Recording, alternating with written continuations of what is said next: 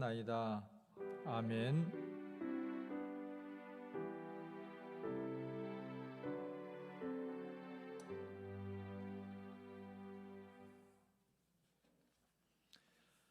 오늘 하나님께서 우리에게 주시는 말씀 창세기 1장 26절부터 28절 말씀입니다.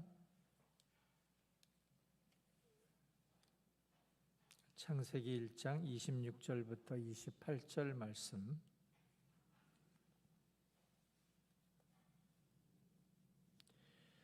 하나님이 이르시되 우리의 형상을 따라 우리의 모양대로 우리가 사람을 만들고 그들로 바다의 물고기와 하늘의 새와 가축과 온 땅과 땅에 기는 모든 것을 다스리게 하자 하시고, 하나님이 자기 형상 곧 하나님의 형상대로 사람을 창조하시되 남자와 여자를 창조하시고, 하나님이 그들에게 복을 주시며 하나님이 그들에게 이르시되 생육하고 번성하여 땅에 충만하라.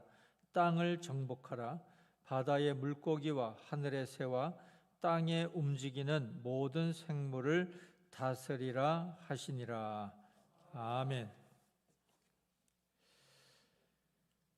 수요 교리 특강 9번째 시간입니다. 지난주에는 이제 고난주간 특별 기도회이기 때문에 이제 다른 내용으로 우리가 수요 예배 때 생각을 했고요. 오늘부터는 나는 누구인가 이러한 내용으로 함께 진행을 합니다. 오늘은 이제 하나님의 형상으로 지어진 나에 대해서 생각을 하겠고요. 이제 다음 주에는 죄인된 나, 죄인으로서의 나, 우리 죄에 대해서 함께 생각을 하겠습니다. 그리고 그 다음에는 이제 구원받은 나, 구원받은 백성으로서의 나를 생각하겠고요. 그 다음에는 이제 죽음 이후의 나, 이런 식으로 함께 한 달 동안 우리가 생각을 하려고 합니다. 오늘은 하나님의 형상으로 지어진 나, 이러한 내용입니다. 자, 여러분은 여러분 자신을 어떻게 생각하시나요? 아니, 나는 왜 이렇게 못났을까? 뭐 그렇게 생각하시는 분도 계실 것이고, 나는 이만하면 괜찮아, 이렇게 또 생각하시는 분도 계실지 모르겠습니다. 그런데 중요한 것은요, 우리가 나는 누구인가를 생각할 때 먼저 오늘 이 본문과 내용과 연관시켜서 생각을 하면 나는 작품인가 상품인가 하는 것을 우리가 먼저 오늘 생각해 보기를 원합니다. 여러분, 거울을 들여다보면서 말씀드린 것처럼 나는 왜 이렇게 생겼지? 뭐 이렇게 자신의 모습에 대해서, 물론 이건 겉모습입니다만은 그렇게 생각하시는 분도 있을 수 있고요.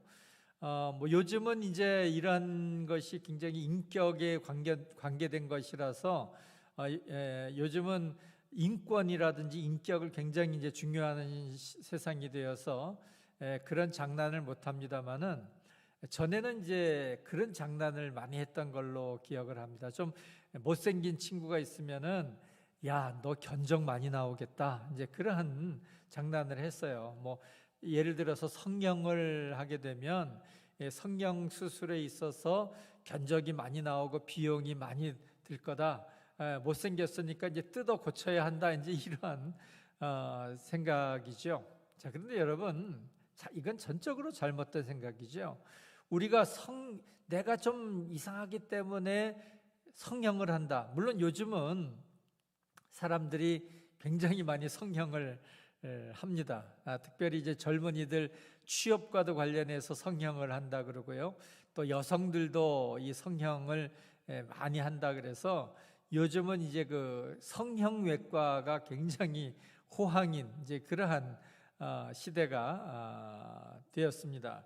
자, 그런데 여러분, 우리가 뭐 성형 수술을 한다고 생각을 했을 때 또 전에 뭐 이런 유머가 있었어요. 어떤 사람이 얼굴을 하도 많이 이제 뜯어 고쳐가지고 그 사람이 죽어서 하나님 앞에 갔더니 하나님께서 그러시더래요. 야, 너 누구냐? 물론 하나님은 전지전능하신 분이시니까 뭐 그럴 리는 없습니다만은 우리가 하나님께서 주신 이 모습 그대로 살아가는 것이 아니라 자꾸 뜯어 고치고 내 마음에 맞게 세상의 관점에 맞게 만들려고 하는 그런 모습들. 저는요,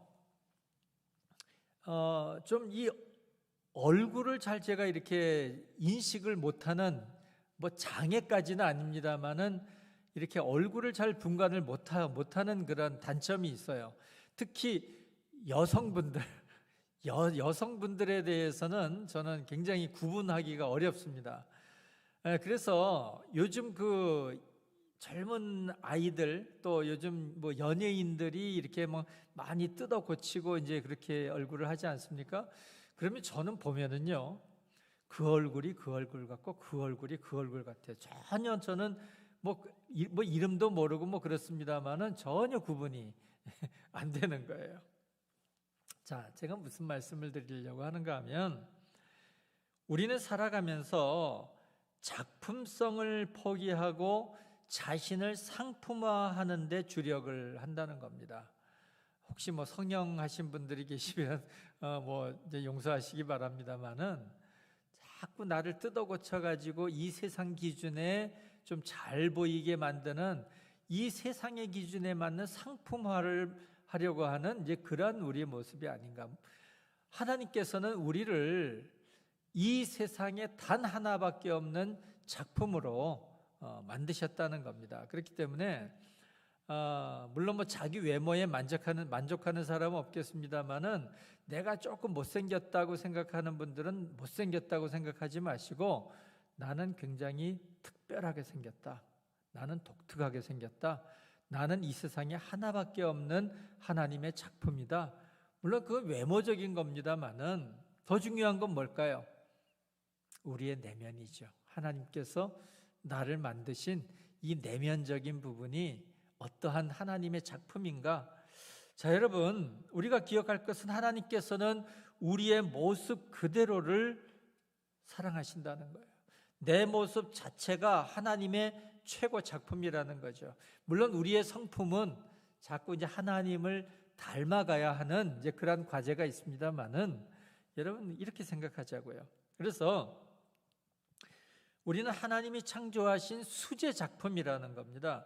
여러분 명망 있는 예술가의 손길이 닿은 작품은 어떻게 됩니까?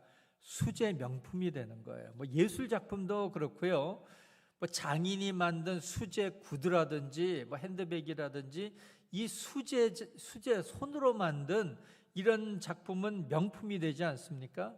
하물며 우리 하나님께서 손으로 빚어 만드신 우리들이야 어떻겠느냐 하는 거죠. 창세기 2장 7절을 보시면 이렇게 말씀하죠. 여호와 하나님이 땅의 흙으로 사람을 지으시고, 그러니까 땅의 흙으로 하나님께서 어떻게 하셨다는 거예요? 사람을 빚으셨다는 거예요. 그리고 생기를 그 코에 불어넣으시니 사람이 생명이 되니라 이렇게 말씀을 합니다.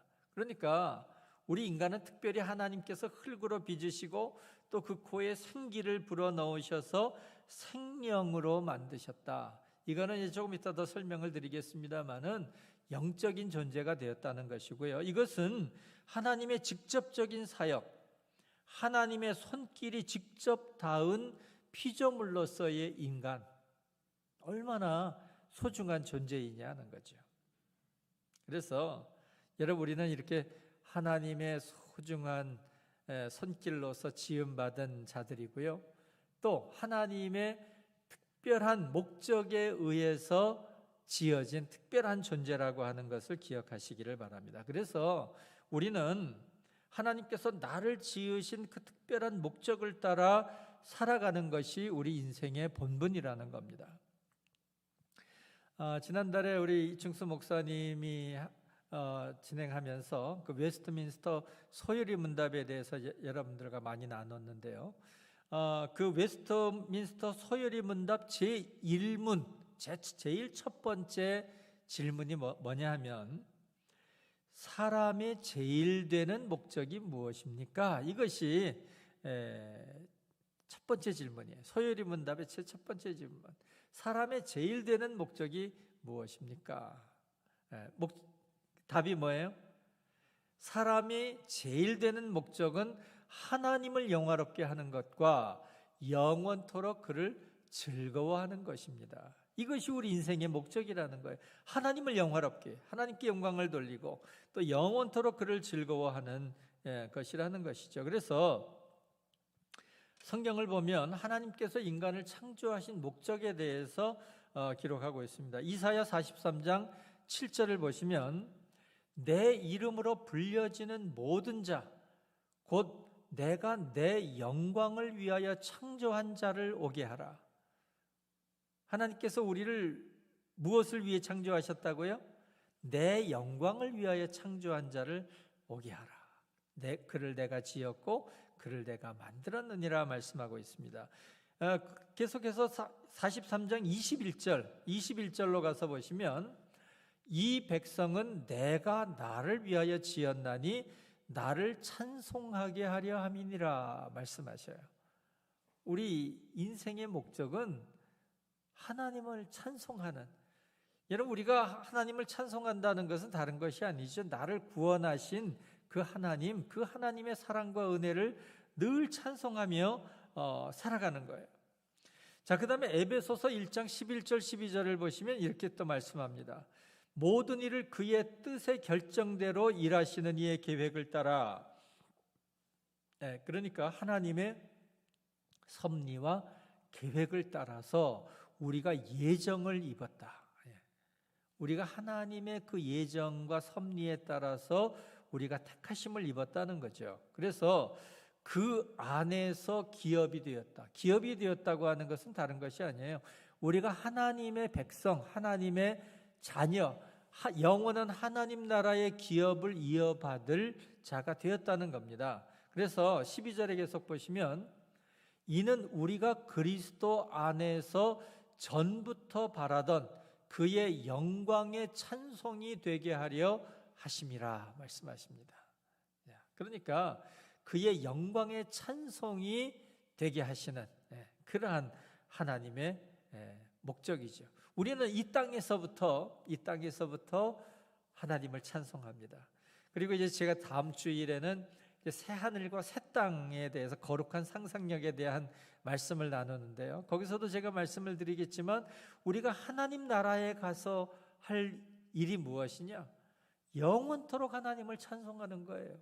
영원토록 하나님을 찬송하는데 이 땅에서부터 우리는 그것을 연습하는 거죠.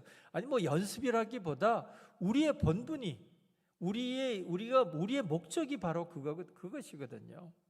그래서 여러분 우리는 하나님을 찬송하고요. 고린도전서 10장 31절에 있는 말씀처럼 먹든지 마시든지 무엇을 하든지 우리는 다 하나님의 영광을 위해서 살아가야 하는 것이죠. 그리고 또한 그를 즐거워해야 하는 것입니다. 자, 여러분 우리가 아주 정말 기가 막힌 찬양을 들을 때, 또 우리가 찬양을 할 때 우리 마음이 어떤가요? 기쁘고 즐겁잖아요. 정말 우리가 그 웅장한 하나님을 찬송하는 그 찬양을 들을 때에 우리 마음이 뜨거워지고 정말 형언할 수 없는 기쁨이 솟아나는 것, 그것은 무엇일까요? 바로 우리가 그렇게 지음받았기 때문에 그래요. 우리의 영혼이 하나님을 즐거워하는 것이죠. 우리의 영혼은 하나님을 찬양하고 하나님을 즐거워할 때 가장 큰 기쁨을 얻는 거죠. 그에 맞도록 지어졌기 때문입니다. 자, 그래서 오늘 말씀으로, 오늘 본문으로 돌아가서 보면은요, 우리는 하나님의 형상대로 지음받은 존재라는 거예요. 자, 26절부터 28절 말씀을 이제 다시 보시면 여기 이제 처음에 하나님이 이르시되 우리의 형상을 따라 우리의 모양대로 우리가 사람을 만들고, 여기 뭐가 반복이 됩니까? 우리라고 하는 단어가 반복이 됩니다. 우리라고 하는 건 뭐예요? 복수죠. 여러분, 하나님은 한 분이신데 여기 분명히 우리라고 말씀을 하고 있습니다. 무엇을 의미할까요? 이것은 삼위일체 하나님. 물론 하나님은 삼위일체 한 분이시죠. 그렇지만 삼위로 계신, 그렇기 때문에 여기 우리가, 우리의 형상을 따라 우리의 모양대로 우리가 사람을 만들자. 그래서 이것을 신학적인 용어로 삼위일체 하나님의 신성한 협의에 의해서 우리는 하나님의 형상대로 지음을 받았다는 거예요. 여기 보시는 대로 하나님이 26절에 보시면 27절에 보시면 하나님이 자기 형상, 곧 하나님의 형상대로 사람을 창조하시되 남자와 여자를 창조하시고, 이 내용은 이 웨스트민스터 소요리 문답에도 그대로 이러한 기록이 되어 있습니다. 바로 우리 인간이 하나님의 형상대로 사람을 창조하시되 남자와 여자로 창조하셨다고 하는 것이죠.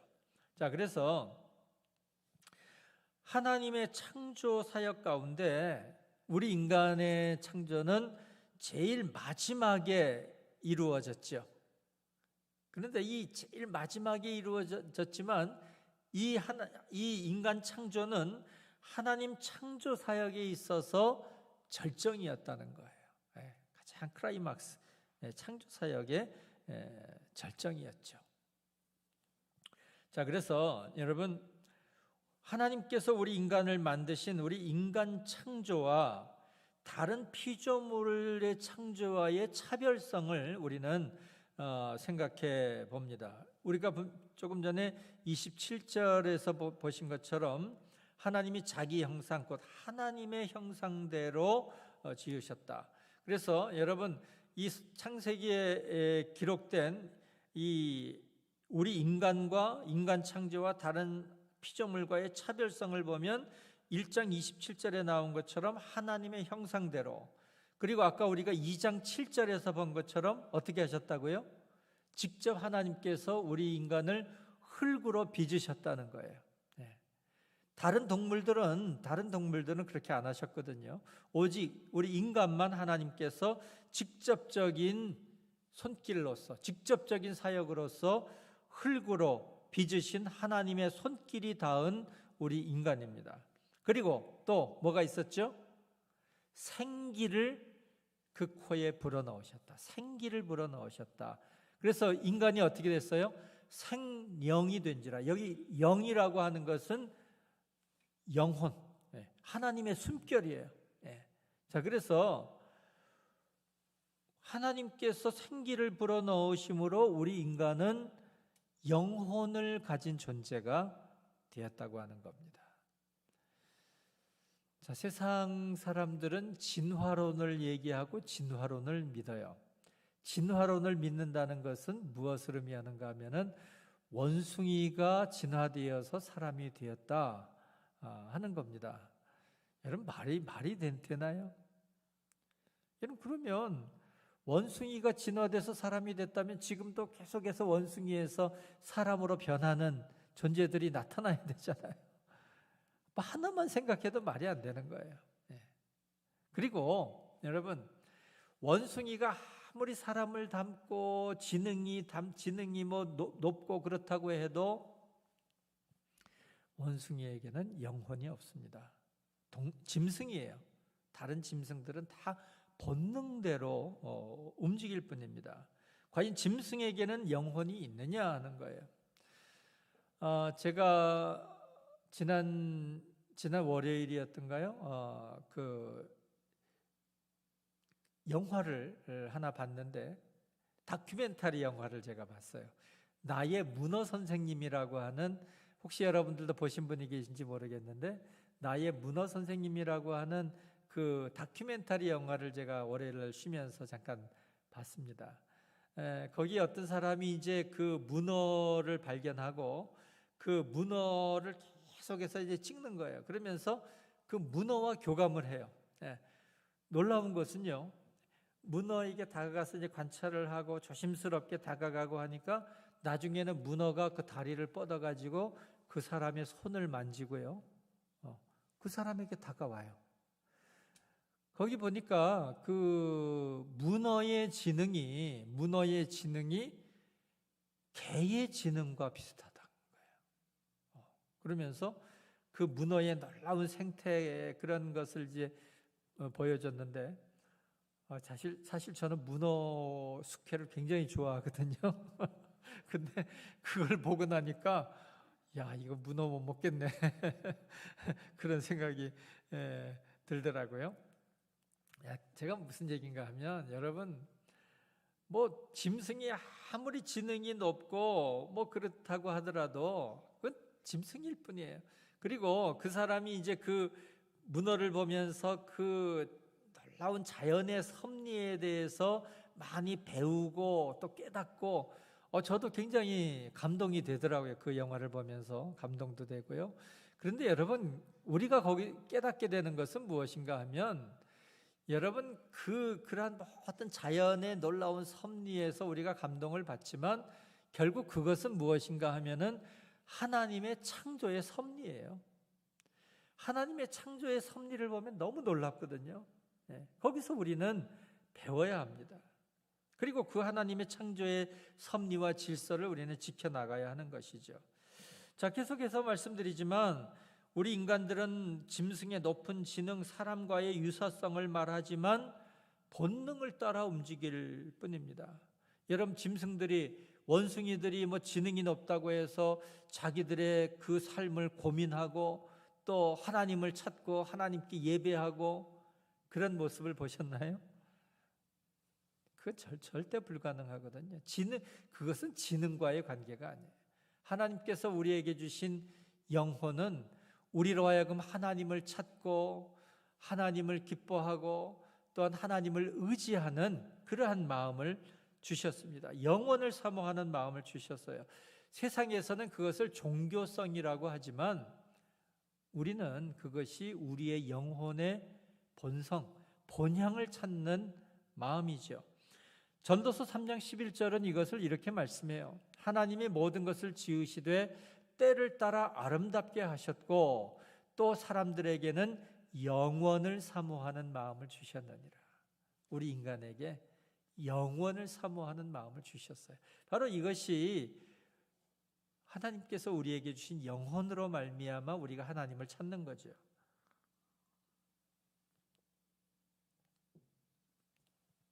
자, 이처럼 우리는 하나님의 형상을 따라 지음받은 존재입니다. 자, 그런데 불행하게도 아담의 범죄로 인해서 이런 하나님의 형상이 파괴됩니다. 그래서 여러분, 이 하나님의 형상이라고 하는 의미는 인간이 타락하기 전의 상태와 밀접하게 연관되어 있다는 겁니다. 하나님께서 창조하실 때, 그때 아담과 하와가 범죄하기 이전 하나님께서 인간을 창조하실 때의 도덕적 완전성, 또 영혼의 참된 지식, 또 의와 거룩을 지닌 상태, 이것이 하나님의 형상이라고 하는 의미입니다. 이것은 이제 조금 이따 좀 더 좀 자세하게 설명을 드리겠고요. 자, 넘겨주세요. 자, 그런데 인간은 아담의 범죄로 인한 타락으로 인해서 하나님의 형상이 깨어졌다는 겁니다.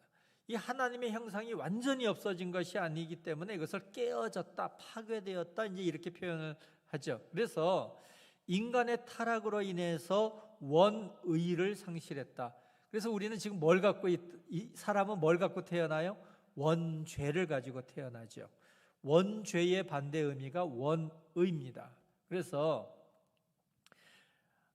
아담의 범죄로 인해서 원의를 상실했다는 거예요. 그럼에도 인간에게는 하나님을 닮은 도덕적 본질의 형상이 부분적으로 남아있다는 겁니다. 그래서 예수를 믿지 않는 사람들에게도 어떤 마음이 있어요? 도덕적인 본성이 있는 거예요.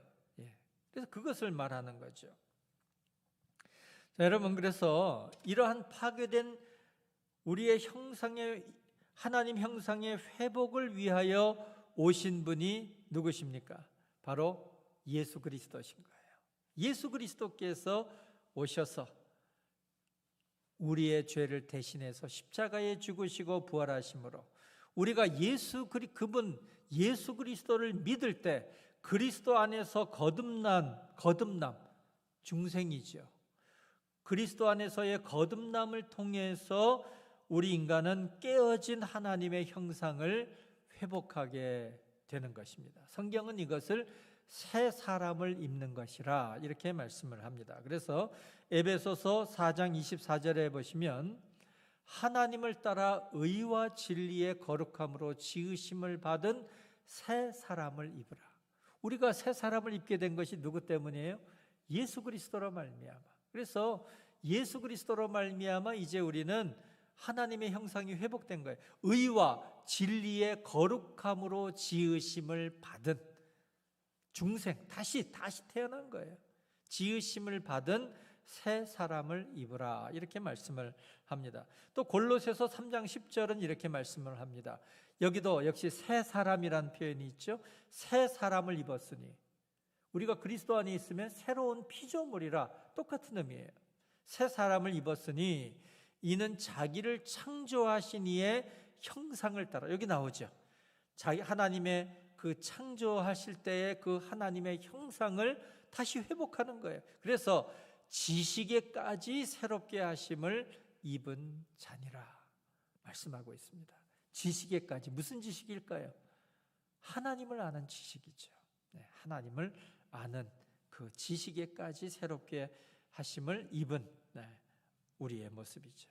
자, 그래서 여러분, 물론 지금 우리는 불완전한 존재로 살아갑니다. 하나님의 형상이 회복되었다고 하지만 불완전한 존재죠. 그렇기 때문에 온전한 하나님 형상의 회복은 언제 이루어지느냐?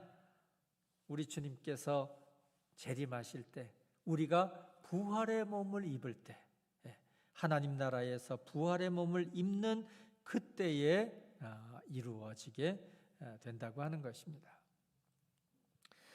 자, 그래서 간단하게 이제 하나님 형상의 의미에 대해서 설명을 드리면, 신학적인 용어로 라틴어로 하나님의 형상을 이마고 데이라고 합니다. 여러분, 이미지라고 하죠. 이마고 데이, 데이는 하나님이란 뜻이고요. 그렇지만 여러분, 이게 우리가 하나님의 형상을 입었다고 하는 것이 단순히 하나님의 이미지만을 입는다, 그렇게 우리가 이해를 하면 안 됩니다. 그래서 단순한 영적인 의미만이 아니라 전인적 의미로서의 하나님의 형상입니다. 자, 그래서 그러면 이 하나님의 형상이라고 하는 것을, 그럼 우리는 하나님의 외모를 입었다는, 외모까지도 닮았다는 이야기냐, 이렇게 생각할 수 있습니다만은 그런 의미는 아니에요. 왜냐하면 여러분, 요한복음 4장 24절에 주님 말씀하신 것처럼 하나님은 영이시니 말씀하시죠. 하나님은 영이셔요. 그리고 출애굽기 20장 4절에 보면 하나님께서 금지하신 것이 무엇인가 하면은 어떠한 형상이든지 만들지 말라. 이것이 하나님의 형상일 거야. 만들면 안 되는 거예요. 그러니까 우리가 하나님은 영이시니 고백해야죠. 이렇게 하나님의 형상으로 무엇을 만든다든지 그렇게 생각을 할 수는 없다는 겁니다. 그렇기 때문에 제가 이번 준비하면서 이 신학적인 자료들을 쭉 찾아봤는데요. 물론 터툴리안 같은 경우는 좀 그런 면에서 하나님의 형상을 우리 인간이 외모까지도 닮았다, 그런 뉘앙스를 풍기기도 하고 있습니다만은 신학자들은 직접적으로 그런 얘기를 전혀 하지 않아요. 그런 얘기를 하자면 지금 시간이 너무 부족하기 때문에, 그래서 여러분, 우리는 그분을 닮은, 그래서 신학적으로 그분의 반영이다. 마치 이제 거울에 비치듯이 그분의 반영으로서 하나님의 형상으로 지음받았다, 이렇게 얘기를 합니다. 그래서 지금까지 이제 많이 논란이 되고 연구가 되었던 것이 무엇인가 하면은 창세기 1장 26절에 나오는 형상과 모양이라는 이러한 거예요. 그래서 여러분, 1장 26절에 보면 하나님께서 뭐라고 말씀하시는가 하면은 우리의 형상을 따라 우리의 모양대로 이렇게 말씀하셨거든요. 그래서 그러면 형상은 뭐고 모양은 뭐냐? 아주 이 오랜 기간 동안 신학자들이 이것을 가지고 씨름을 했어요. 그래서 여기서 이제 우리가 그러면 우리 인간이 하나님의 겉모습까지 닮았다는 거냐? 이러한 생각까지 하게 되는 거죠. 자, 그렇지만 여러분, 거기까지는 이제 신학자들이, 정통 신학자들은 이야기하지 않고 있고요. 다만 그럼 형상과 모양은 뭐냐? 그냥 여러분 좀 궁금해하실 것 같아서 스콜라 신학자들은 뭐라고 얘기를 했느냐? 하나님의 형상이라고 하는 것은 인간이 타락한 후에도 남아있는 이성과 의지의 자유, 이것으로 보았습니다. 그럼 모양은 뭐냐? 인간의 타락과 함께 잃어버린 본래적인 의, 아까 원의가 설명을 드렸죠. 본래적인 의로 이렇게 해석을 합니다. 여러분 이것은 그냥 잊어버리셔도 돼요. 잊어버리셔도 되고요. 그럼 우리 개혁교회에서 말하는 의미는 뭐냐? 우리 개혁교회의 입장은 26절에 나오는 형상과 모양을 분리하지 않습니다. 같은 의미로 봐요. 그래서 하나님의 형상이라고, 이것을 통틀어서 하나님의 형상으로 보고요. 이 하나님의 형상이라고 하는 것은 이성적이고 도덕적이고 불멸적인 한 인간의 영적인 존재, 아까 전인적인 의미라 이렇게 말씀드린 것처럼 영적인 존재를 의미하고요. 하나님께서 창조하신 타락 후에도 인간은 포괄적 의미에서 하나님의 형상을 지닌 자로 인정된다는 겁니다. 그래서 성경에도 보면 그런 표현들이 나와요. 하나님의 형상대로 지은 자를 네가 저주하느냐, 이렇게 야고보서 같은 데 보면 그렇게 말씀하고 있거든요. 그래서 이것을 좀 더 이제 구체적으로 보시면 여러분, 우리가 이 하나님의 우리에게 남아있는 하나님의 형상이라고 하는 이 의미를 우리가 어떻게 볼 수 있느냐? 마태복음 5장 48절에 보시면 주님께서 뭐라고 말씀하셨는가 하면은 하늘에 계신 너희 아버지의 온전하심과 같이 너희도 온전하라 말씀하시거든요. 그런데 말씀드린 것처럼 우리가 예수 그리스도로 말미암아 깨어졌던 하나님의 형상이 회복되었다고 할지라도 우리는 여전히 어떤 존재예요? 불완전한 존재들이에요. 다만 우리는 계속해서 하나님의 온전하심을 닮아가야 하는 거죠. 주님께서 너희도 온전하라 하신 의미가 바로 거기 있는 거예요. 하나님의 성품을 닮아가고 성령 안에서 주님을 닮아가는 모습, 그분의 성품을 닮아가는 겁니다. 그래서 여러분, 우리 안에는요, 하나님의 형상을 닮은 구체적인 모습들이 있습니다. 그래서 첫째는 어떤 겁니까?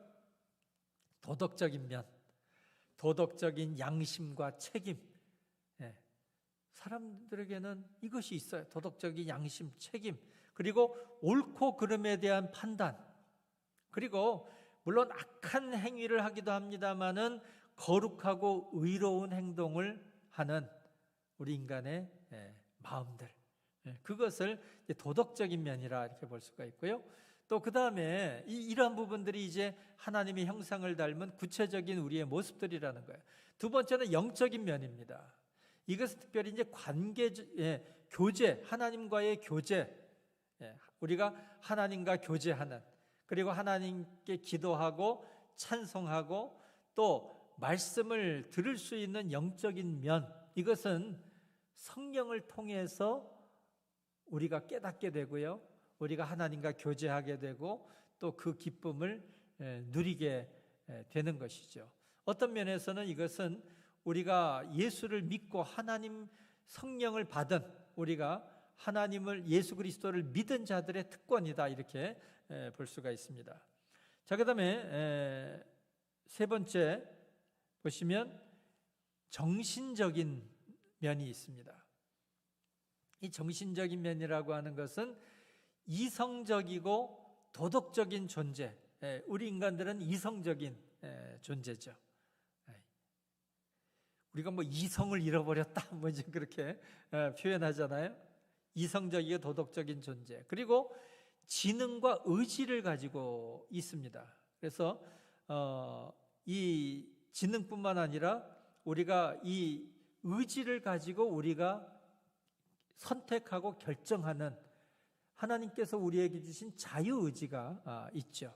또 능력과 성향이 있습니다. 하나님께서도 능력을 가지신 분이신데 우리는 뭐 하나님의 능력과는 비교할 수 없습니다만은, 그럼에도 하나님께서는 우리에게 능력과 또 성격을 주셨어요. 그리고 또 추리하고 생각하고 분석하는 능력, 이러한 부분들이 하나님 안에 있는 그 동일한 능력의 아까 반영이다, 제가 그런 말씀을 드렸는데, 하나님과 똑같이는 하나님, 뭐 절대 같을 수 없죠. 그렇지만 그 하나님을 닮은 모습으로서의 반영을 우리가 볼 수 있습니다. 그리고 관계적인 면, 이것은 관계적인, 말 그대로 피조물을 다스리는 권세, 또 남자와 여자가 만나서 결혼하는, 그리고 교회 공동체 안에 거룩한 교제, 또 주님과의 교제와 동행, 이것은요 삼위일체 하나님 삼위일체의 그 관계를 우리가 또 반영한다, 이렇게 우리가 생각할 수 있습니다. 그리고 마지막 육체적인 면, 이 부분은 우리가 하나님의 겉모습을 닮았다 이렇게 표현하지는 않습니다. 그렇지만 여러분, 굉장히 신비스러운 것은요, 우리 이 몸은 영혼에 적합한 기관으로서 하나님께서 우리에게 주셨다는 겁니다. 여러분, 우리 인간의 이 몸을 보세요. 얼마나 오묘한지. 우리 몸 안에 작은 우주가 있는 거예요. 놀라운 거죠. 하나님의 지혜와 하나님의 능력이 아니면 불가능한 구조, 우리가 가지고 살아가는 거예요. 그리고 영혼의 도구로서의 몸, 그리고 동물에 대한 지배권, 우리가 동물에 대한 하나님의 영장으로, 만물의 영장으로서의 지배권을 가지고 있고, 또 신비한 것은요, 결국 주님의 재림 때에 이루어질 영광스러운 부활의 몸으로 연결되어진다는 거예요. 이 몸으로 그냥 끝나는 것이 아니라, 이 썩어질 몸으로 끝나는 것이 아니라, 죽으면 끝나고 그냥 영혼만 천국에 가는 것이 아니라 영광스러운 부활의 몸과 연결되어지는 것이죠. 이것이 신비입니다. 자, 그래서 여러분, 참 우리가 하나님의 형상으로 지음받았다고 하는 거, 이제 마지막으로 말씀드릴 이제 시간이 많이 갔는데요, 우리에게 주어진 사명이 무엇이냐 하는 거예요.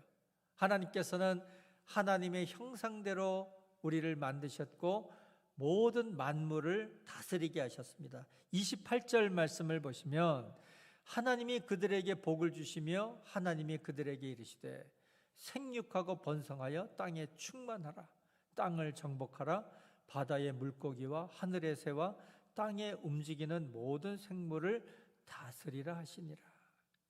하나님의 형상대로 지음받았다고 하는 것은 하나님을 대신해서 이 모든 만물을 지키고 보존하고 나아가야 한다는 거죠.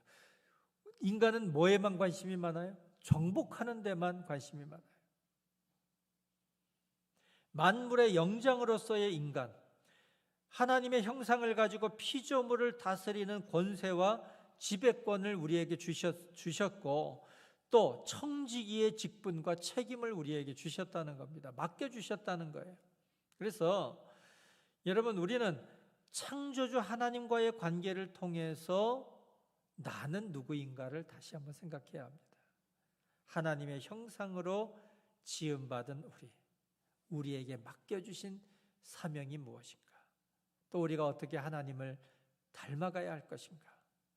주님 앞에 설 때까지 그분을 닮아가고, 또 우리에게 맡겨주신 그 일들, 관리자로서 청지기의 사명을 기억하고 나아가는 저와 여러분이 되시기를 주님의 이름으로 축복합니다. 이 시간 우리 함께 기도하기를 원합니다. 기도할 때 주님, 하나님과의 관계에서 나는 누구인가를 깨닫게 하옵소서.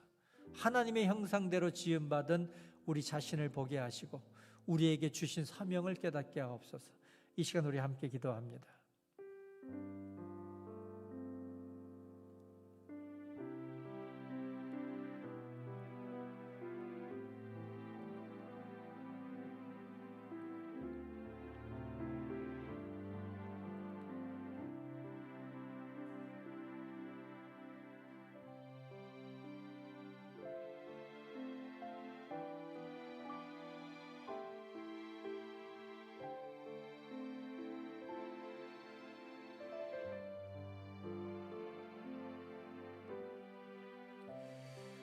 사랑의 하나님, 저희들을 하나님의 형상대로 지음받게 하심을 감사합니다. 아담의 범죄로 인해서 하나님의 형상이 깨어졌지만 예수 그리스도께서 오셔서 저희들을 새 사람으로 지어주셨고 이제는 그 하나님의 형상을 회복한 하나님의 백성으로 새롭게 지음받은 자로 살아가게 하심을 감사합니다. 하나님, 저희들 더욱더 힘써 하나님을 닮아가게 하시고 성령의 열매들을 맺어갈 수 있도록 인도해 주시옵소서. 또한 저희들 하나님의 형상대로 지음받은 저희들, 하나님께로부터 위임받은 그 사명, 만물의 영장으로서 피조물을 다스리고 관리하는 이 청지기로서의 사명을 감당해 나갈 수 있도록 저희들을 도우시고 인도해 주시옵소서. 예수 그리스도 이름으로 기도하옵나이다. 아멘.